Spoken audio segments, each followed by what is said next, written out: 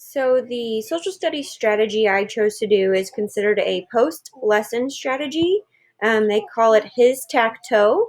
It is a review game to be played at the end of a unit. Um, right here, it shows you need a small bin, dry erase boards, dry erase markers, buzzers, and then the teacher's responsibility is to have 25 or so pre-written questions on the test topic. You need hula hoops, you need pieces of fabric in one color and a second color. And then I suggest moving like the desks or tables out of the way so you have a big area to play. Um, there needs to be a picker from each team. This person is responsible for picking out the question for the team. Um, and then the picker will alternate for each question. Then there needs to be a writer on each team. This person is going to be writing down the answer on the dry erase board and showing it to the teacher once they believe they have the correct answer. So the pickers choose the question and then share it with the group.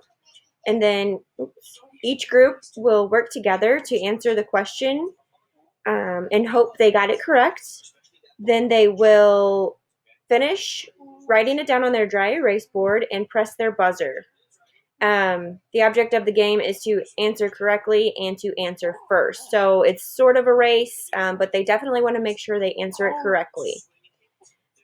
The first group to buzz their buzzer will get to show their answer. If it's correct, they get the opportunity to place their colored quote unquote flag, that piece of fabric I was talking about earlier, in the desired hoop. So the hoops are going to be set up 3 by 3 like a tic-tac-toe board.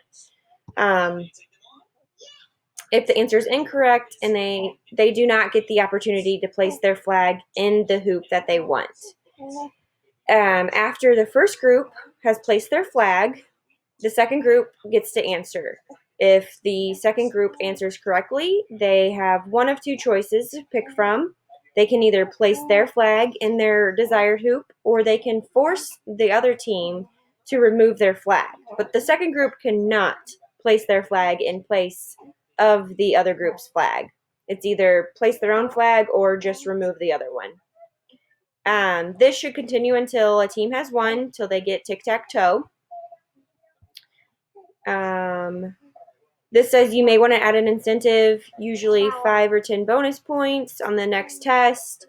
You could do pieces of candy if all students agree. I think I would ask my students what they would like. I wouldn't make anything too crazy though. Yeah, that is the strategy I chose.